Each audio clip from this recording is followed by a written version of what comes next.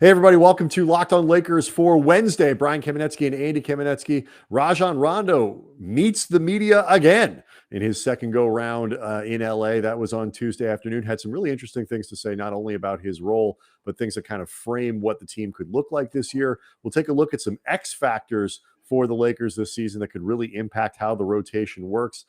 And things are starting to look a little strange at the center position. All that coming up on Locked On Lakers. You are Locked On Lakers, your daily Los Angeles Lakers podcast. Part of the Locked On Podcast Network, your team every day.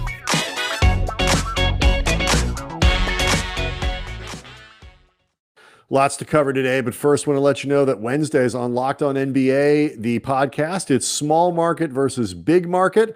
Join Jake Madison of the Locked On Pelicans podcast and John Corrales of Locked On Celtics for a look at the NBA week from all angles. Follow the Locked On NBA podcast today on YouTube or wherever you get your podcasts. So Tuesday, Andy, Rajon Rondo reintroduced to the LA media, answered some questions from the facility, and It was interesting to hear him first and foremost talk about his role, which, unlike the first go round, I think he, along with everybody else, is anticipating something much more limited. Yeah, he was talking about how he doesn't actually think he's declined a whole lot, over like the last 10 years or so. But he acknowledged last year wasn't great, but says like still got plenty left, and doesn't think you're right. But at the same time, though, he said, going forward this year, looking at the Lakers team and this roster, understanding where I am in my career, at the same time, I think I can still bring a lot to the game. But my main focus is if we win, nothing else matters, which is player speak for saying, if we're winning and I'm not playing, I'll shut the bleep up. He was later on Mason and Ireland on 710 ESPN, the LA affiliate, and got into a little bit more specifics about his role. He said they've talked to me about the roles with this team and what they're looking for bringing with this team this year versus the past couple seasons, just being ready when my number is called. Obviously, we have a lot of depth at the point guard position, understanding that I'm not going to play as much as I would like or possibly want to, but at the same time, being a mentor to young guys like Kendrick Nunn, helping Westbrook in any way possible, THT, just doing what I do best, being a key locker room guy. Again, reinforcing the idea of they've explained to me that I am not going to necessarily be a key member of this rotation, or maybe not even somebody that plays in every game. Oh, I think there's a big chance he gets a lot of DNPs. Like, it was funny. I did on Tuesday, I did the Spectrum Sportsnet, the studio show for the Lakers. They carry the Lakers games. And so I was on with those guys, and we were talking about his regular season role and then his playoff role, but then there's playoff Rondo. And I said, look, you hope that that's a thing. It turned out to be exactly how it played out in 2020 when the Lakers win the title, but it didn't really work for the Clippers last year. He barely cracked their playoff rotation. And I said, honestly, if you're in a position where you need playoff Rondo, something's probably gone wrong. I was just about to say that. The big difference between the 2020 championship team and this team is that team was built more to need Rajon Rondo to be that guy in the first place. Mm-hmm. And this team, at least on paper, should not be as dependent. I mean, when you take and by the way, that's a really good thing. The Lakers lucked out. I don't, or maybe lucked is the wrong phrase, but you understand what I mean. Like, the Lakers were fortunate in that it was there when they got to the playoffs. They got the performances that they needed from Rondo, who was not good in either of the regular seasons.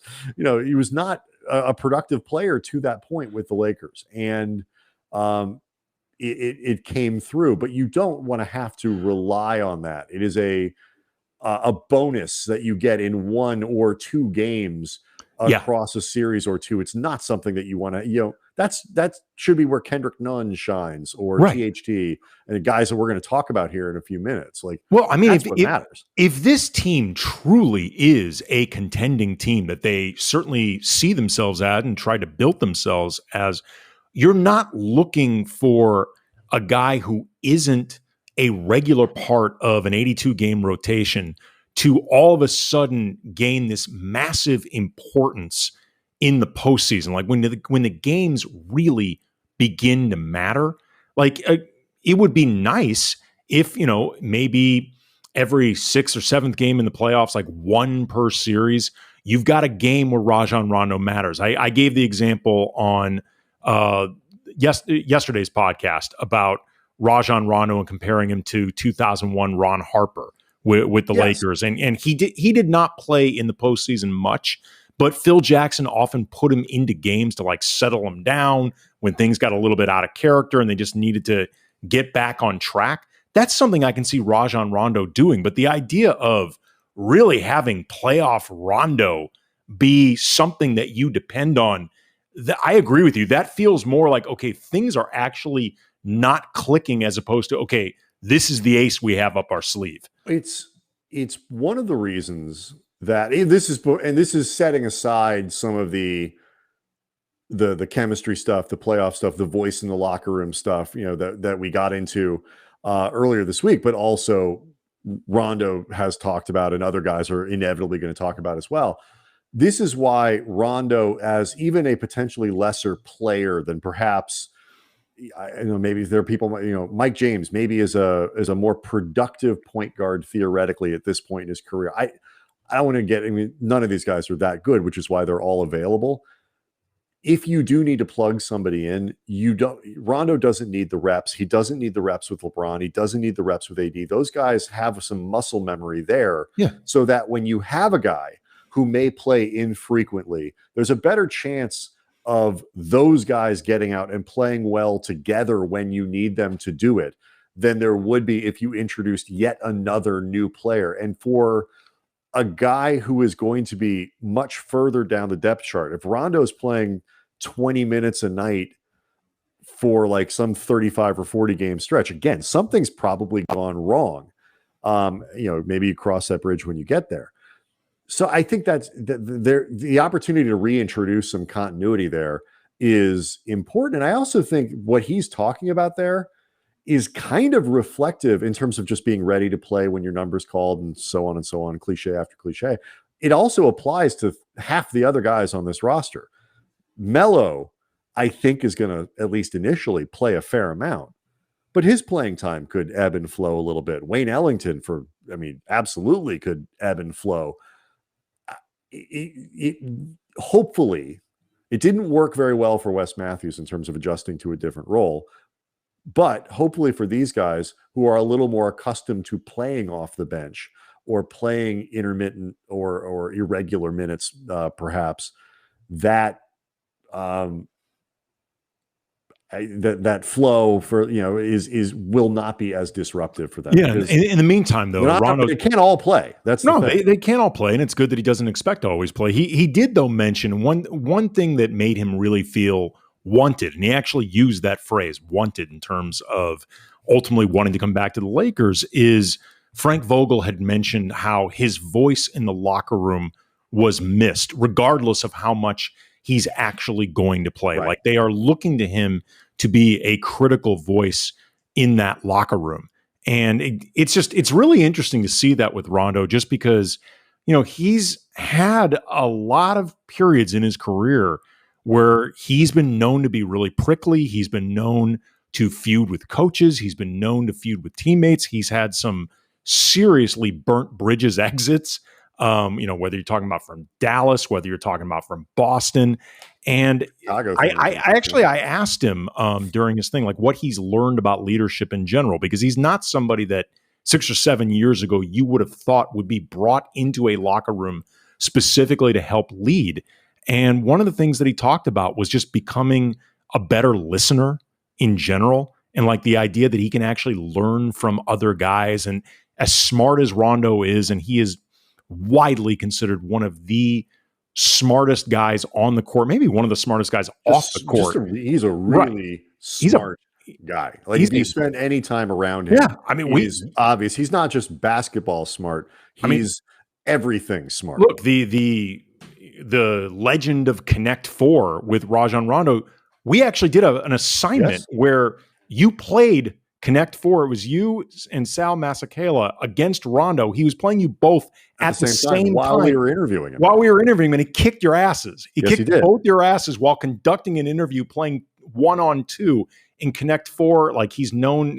I think he's taught elementary and like middle school math before. He was a math prodigy. Like, the guy's just really smart. But I remember a few years ago when you and I were still with 710 ESPN, I was talking with Nancy Lieberman, who actually was an assistant coach for Rondo with the Kings. And she had talked about him, and she loved Rondo. But she also said that in ways that were great and sometimes harmful, he fancied himself the smartest guy in the room. And, like, he would put coaches like sort of on their toes. Like, you would really have to know your proverbial shit when you're coaching Rondo, because he's that smart and he's not afraid to question what's going on. And that's great to a point, but you can also cross that line as a player to where you're just questioning stuff for the sake of questioning it. Here's the thing. It's like, you need to have that accompanied with a self-awareness of where you are in your career where, like, he might be right, but you're also not good enough anymore to be, to be putting that kind of pressure on people, to be showing whatever it might be. But I will say, and so he seems to have found that place. Yes. All these guys think they're good and they think they can keep playing and all that kind of stuff. But I think he understands, okay, I'm not an, starting point guard for a championship team. And so, you combine that with, being in a room with LeBron James, with Carmelo Anthony, Trevor Ariza's basketball intellect and just intellect generally is very widely respected across the league. You start adding these names in there, and he becomes a very good fit in that way. And it should be noted too, the guy like Chicago, I mentioned there really quickly. But when you were going through some of the places, like, that was a weird situation, and there, it was like a mutiny and all kinds of. The young guys in that locker room loved him, which is part of the reason the Lakers, I think, were interested in bringing him in the first place in round one of Rondo as a Laker. So much, Andy, though, of what these guys do in terms of how much Rondo plays. Wayne Ellington. To some degree, the trickle-down effect, all the reaches the front court. Guys with Carmelo Anthony is dependent on a couple of X factors, and those X factors really are the young guys. And we'll talk about that next. Locked On Lakers brought to you by Sweatblock. There are a few things in life that just aren't fun to talk about. And one of them is excessive sweating, like when you're sweating through your entire wardrobe on a spring day for no particular reason. It's embarrassing. It's unsightly. And I don't want to have to worry about it. So that's why I use Sweatblock antiperspirant wipes. They're stronger, more effective than most clinical antiperspirants. You just apply it at night before bed. Next morning, you wake up, you wash, and then you go about your day without having to worry about sweat. You can use it once or twice a week, tops. Stay dry the entire time, guaranteed your money back. No more pit stains, no more picking out your entire wardrobe based on what's going to hide that just ugly, gross, awkward sweat. And I'll put it to you this way. If you know another sweat solution that is doctor created, doctor recommended, featured on Rachel Ray's show, and tested by firefighters, those dudes know about sweating, I'm listening. But until then, check out Sweatblock. Get it today for 20% off at sweatblock.com using the promo code LOCKEDON, or at Amazon or CVS. Let me ask you this. Does this sound familiar, Andy? You've got one device that lets you catch the game live, another that lets you stream your favorite shows. You're watching sports highlights on your phone. You've got your neighbor's best friends log in for all the good stuff. It actually isn't you. You can't handle this many devices. But for other people, it is a thing. I want to tell you and all of those people about a simple way to get all that entertainment you love without the hassle, and a great way to finally get your TV together. It's DirecTV Stream, and it brings your live TV and on-demand favorites together like nothing ever before, so you can watch your favorite sports, movies, and shows in one place. It means no more juggling remotes, no more need to buy another device ever again. The best part, there's no annual contract. You just do it whenever you want and leave whenever you want. So get rid of that clutter and the confusion. Get your TV together with DirecTV Stream. You can learn more about DirecTV Stream at directtv.com. That's directtv.com. A compatible device is required, and content varies by package. Really quick, before we sure. get to the other guys in the rotation, I just wanted to address this because I've seen it come up on Twitter at Cam Brothers, and people have asked us about it. I know it's been a conversation point. The relationship between Rondo and Russell Westbrook. You may recall during the bubble, in what can only be described as a bizarre story, Russell Westbrook got ejected because he was jawing with Rajon Rondo's brother, William. They were going back and forth, and that was like a thing. And it may have spilled over into last season when Rondo was with the Hawks and Westbrook was still with the Wizards. They got ejected, or at least one of them got ejected during a game last season. And, these are both some very ornery personalities on the court. So I've seen some concern about whether or not there's going to be beef between these two this season. I would not worry about this. No. This is not going to be a thing. The Lakers didn't sign Rondo's brother. They signed Rondo. I don't even know if Rondo's brother lives in LA. He's not going to be in the games very often. Okay. He's not. No, like LeBron James is going to allow, he's in year 17, cementing his Jordan-esque legacy. All these, he's going to allow Rajon Rondo's brother to F up his. No, that is not going to be a thing. Look, if it's a fun story, but right. No, it's not going to be a thing. It's hilarious. And I personally would like to see the matter solved by having Rondo's brother fight Westbrook's brother. Does Westbrook have a brother? Yes, he does. Actually, Oh, he does have a brother. Brian, I did the research before proposing this. I'm not gonna offer this very sensible solution. Amateur.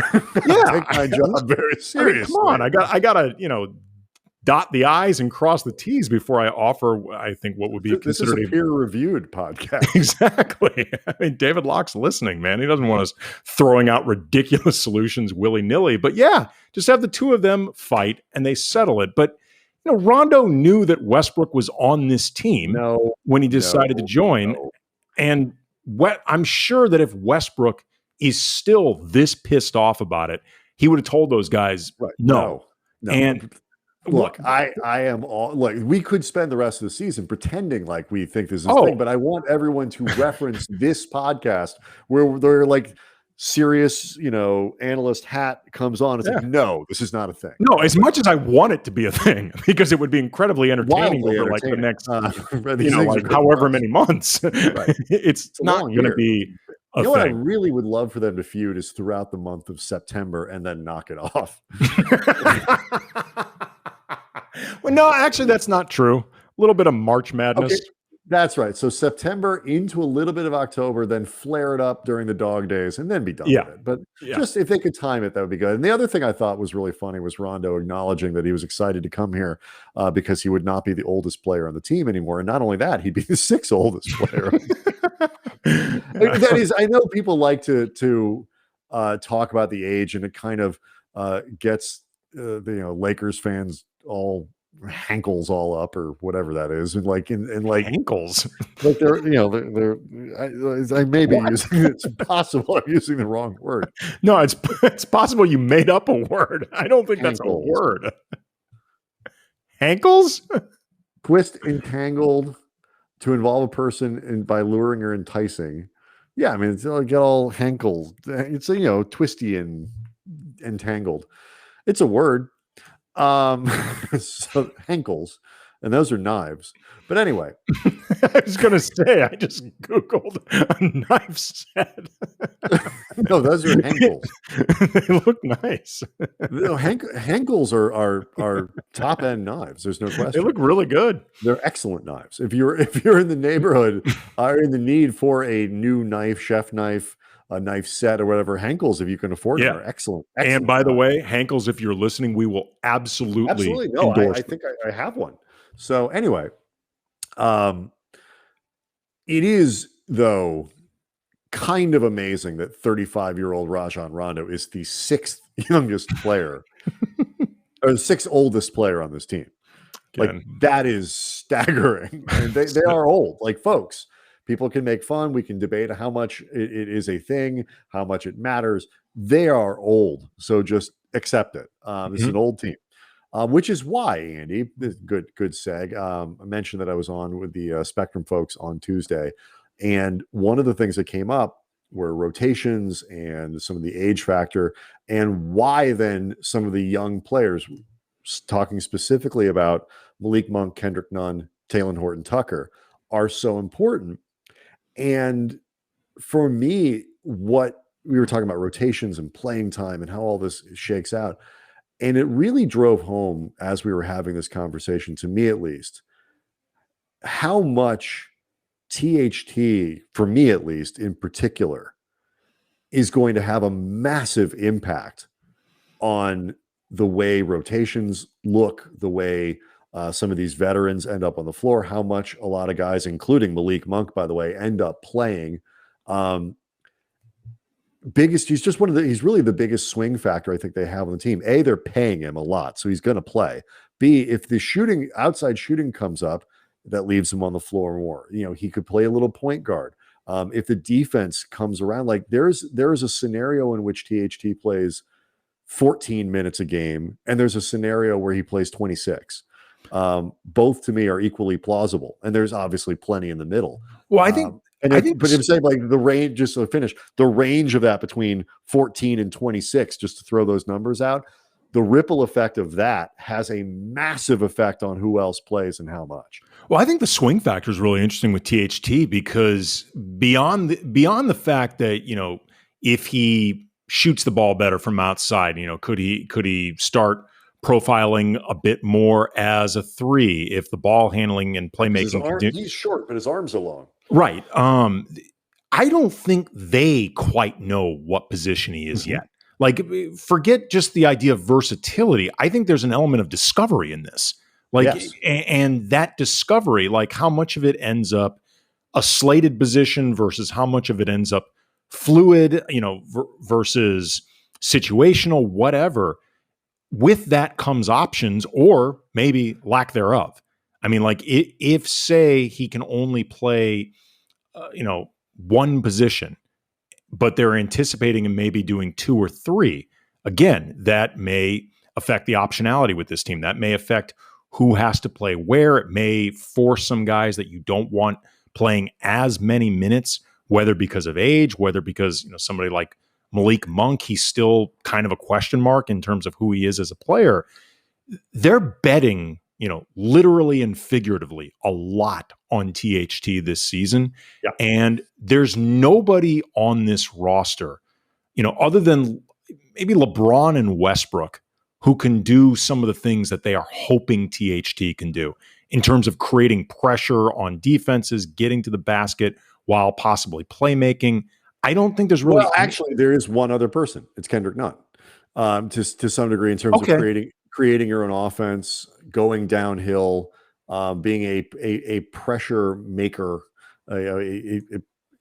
somebody who creates pressure on the other team defensively. I get what you're getting at. Yeah, I don't think of Nunn in the... I don't think of him in the exact same way, but I understand. Right, because the skill set's a little different, and the way they do it is a little different. And I'm not saying it's exact, but I do think they are hoping for some of that from Nunn. But the difference, I think, between Nunn and THT is the positionality with Nunn is more limited. I mean, he's 6'2", right? I mean, there are only so many places on the floor he can play. Whereas THT, with the reach that he's got, again, my THT impression, it really comes down, for me, I think it's a question of defense, because if he shows that he is capable of, providing that kind of switchable, flexible defense where he can end up on a point guard and it's okay, end up on a 2, end up on a 3, whatever might be, strong enough to occasionally end up on a big and not have it be the end of the world. If he has that, and he can develop defensively and have that kind of positional versatility and switchability, he's going to play more, because that means he can play next to Kent Bazemore. He can play next to Nunn, next to Westbrook, next to all these different combinations. You can keep sticking him in there, because positionally speaking, as an offensive player, he can handle the ball and distribute a little bit. He can certainly play at a 2, an attacking guard mode. He can certainly play as a 3, as that attacking swingman. And all of that goes up even more if he shoots the ball well. If he shoots 37% instead of 27%, or 38 instead of 28, it's just, I'm not saying I expect him to just hit it, be a 6 man of the year candidate and all that other kind of stuff this year, but the range of outcomes on THT, I think more than any other player in the rotation, is going to change how we talk about what Vogel does. Yeah, I mean, Nunn and THT are the two young guys in this rotation, not counting AD. AD's a little bit older, definitely in his prime, and he's category. Right, and he's a superstar. But as far as those are the two young guys on this team that I think really matter the most. Malik Monk, we're both not quite sure how much he's going to end up playing. I feel like he's like value-added gravy. Like if it works, like holy hell! Like, but the big difference between I think Nunn and THT is Kendrick Nunn is a more established player. You have a better idea of who he is, but some of the question marks that still remain are more about just physical limitations with his style. Like Kendrick Nunn is really a shooting guard in a point guard's body, and that creates, a certain amount of just uncertainty with what you do with him. Right, which is why it's nice to have Rondo around, so you have a true, for better, like him or dislike him, a guy who is a ball distributing point guard. Right. THT has more uncertainty because he's not quite yet developed as a player. There's still just a lot of who is he, but the difference is you see a lot more possibility with THT, regardless of what the answers ultimately end up being right now than Nunn. That's a big difference. Yeah, for sure. So a lot of intriguing things to talk about with these guys. Obviously, this will not be the last time that we break them down in terms of their X factor ability and many other things. Coming up, though, DeAndre Jordan, rumors to Los Angeles. Should he be bought out in Brooklyn? Interesting both because it's DeAndre Jordan, I guess, but also for what it means about Marc Gasol and his future potentially in LA. It seems to me, Andy, some strange things might be going on. Not sure, but we'll talk about that next. Locked On Lakers brought to you by Built Bar, the best tasting protein bar ever, covered in 100% chocolate, soft, easy to chew, not like the deadbeat ones out there that take you like the entire day to get through one protein bar because they're just such a chore and so unchewable. But these are healthy. They taste great, whether you're trying to unchewable. Yes. Trademark. Cannot be chewed. They taste awesome. They are low calorie, low sugar, high protein, high fiber. They're great for keto diets, and they taste awesome just like ever. Whether you're talking about the original flavors, including raspberry, coconut almond, salted caramel, banana bread, new flavors like cherry barcia, lemon almond cheesecake, cookies and cream. They're just great for people like me who want really interesting, cool, different taste combinations and never feeling bored like you're eating the same thing over and over. So go to BuiltBar.com, use the promo code LOCKED15. You get 15% off your first order. Again, promo code LOCKED15 for 15% off at BuiltBar.com. It's that time of year again, Andy. All eyes are now turning to football. We've got our draft coming up on Wednesday. Could have a significant impact on whether we do a show on Thursday. Or whether we just speak for the rest of the season. Programming note in the middle of a read. But anyway, as always, BetOnline is your number one spot for all the pro and college football action this season. Get all the updated odds, props, contests, including online's biggest $500,000 NFL mega contest and the world's largest $200,000 NFL Survivor contest. Open now at BetOnline. Head to the website, use your mobile device to sign up today, receive your 100% welcome bonus. That's a good one. Be sure to take advantage of their opening day super promo, which is you make a bet on the September 9th season opener between the Super Bowl champion Buccaneers and the Dallas Cowboys. And if you lose, your wager will be refunded up to $25 for new customers only when signing up using the promo code NFL100. BetOnline, fastest and easiest way to bet on all your sports favorites, from football, basketball, boxing, right to your Vegas casino games. Don't wait. Take advantage of all the great offers available for the 2021 season. BetOnline, your online sportsbook experts. Quick update, Andy, before we get to DeAndre Jordan, the word I was searching for was hackle. Get your hackles up.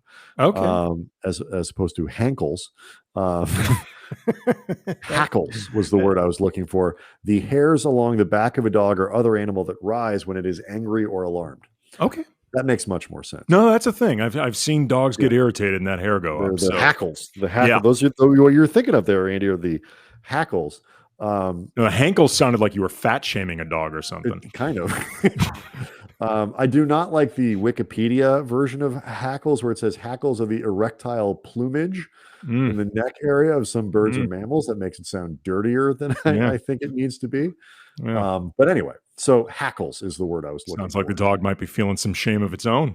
Speaking of things that got my hackles up, Andy, Jake Fisher of Bleacher Report reported that the Lakers might be one of the teams that are interested in DeAndre Jordan should he be bought out in Brooklyn.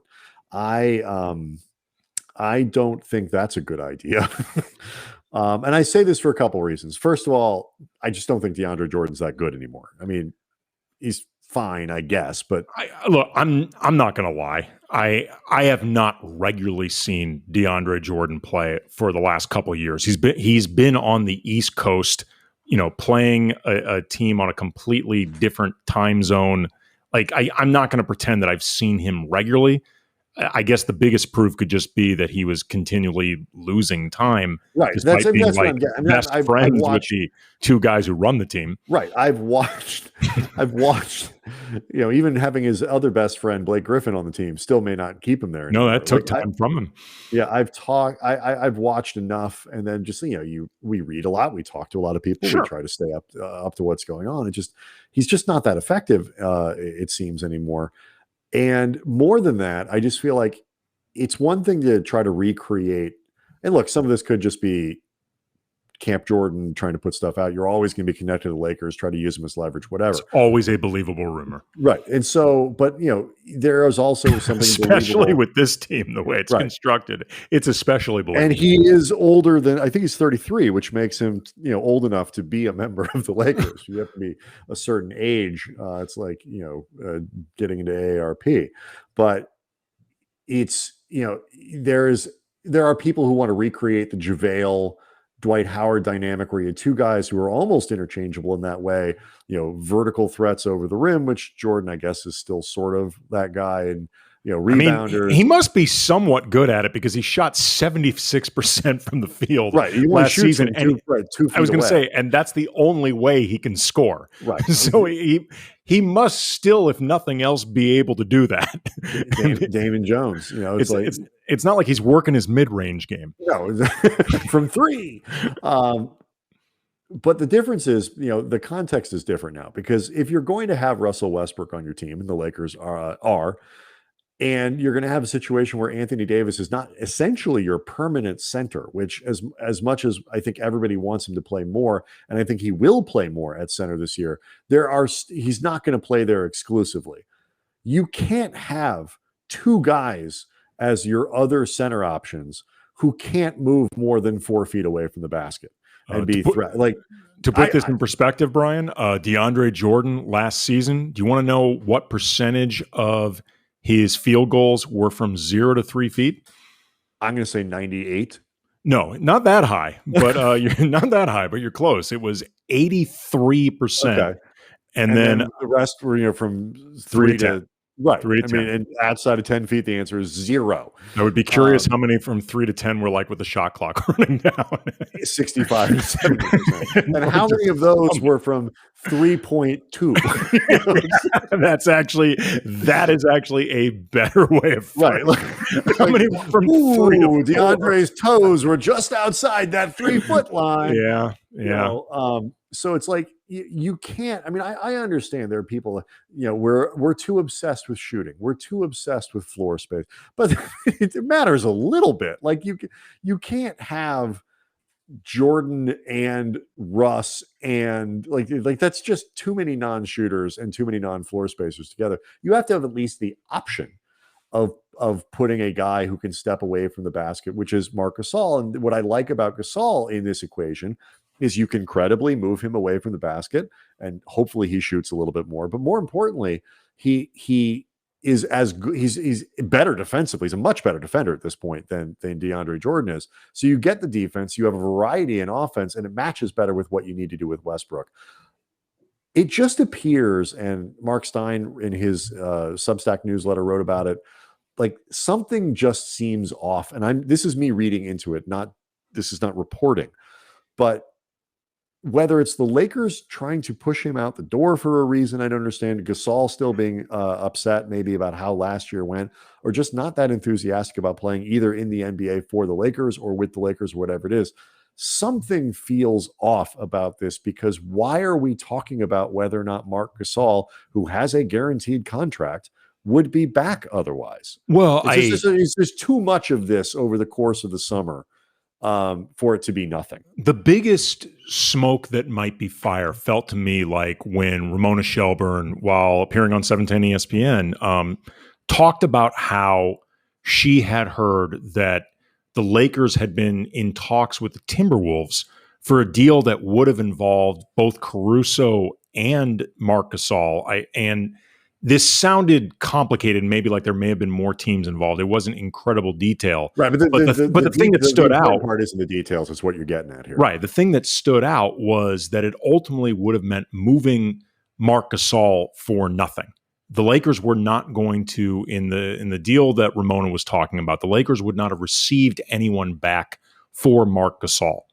And, it's one thing not to get anything back for Alex Caruso, because let's say the finances that were ultimately involved with his career before and like matching on some type of sign and trade or whatever, you're talking about, luxury tax implications that are pretty big. Marc Gasol is a pretty small contract that ultimately you're just saying we'd rather not pay this thing. Like it just has felt like there's been movement between these two sides. You know what I mean? Like they're drifting apart.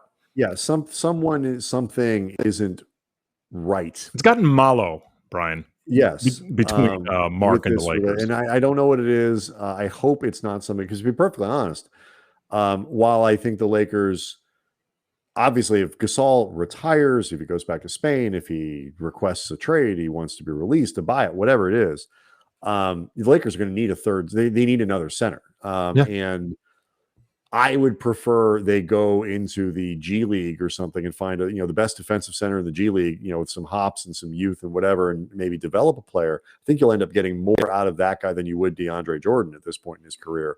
But the bigger thing is you're not going to find a better backup center or a starting center, nominal, role-playing center than Gasol, who is still an excellent defender and pretty skillful and all that stuff. And so there is a risk here of the Lakers weakening themselves at a position.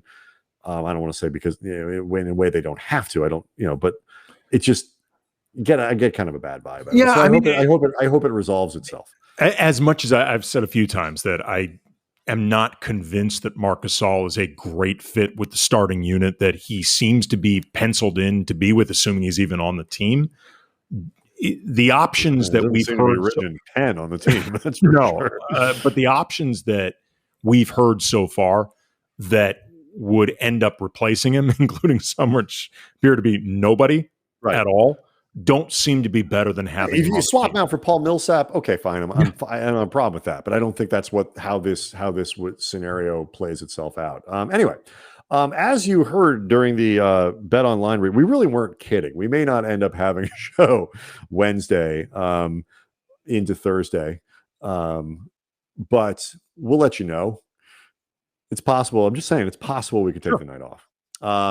And then Labor Day weekend's coming up. So we'll see what's coming up. We do have we're going to do a Kent Bazemore preview. We've still got some fun things in the shoot through September.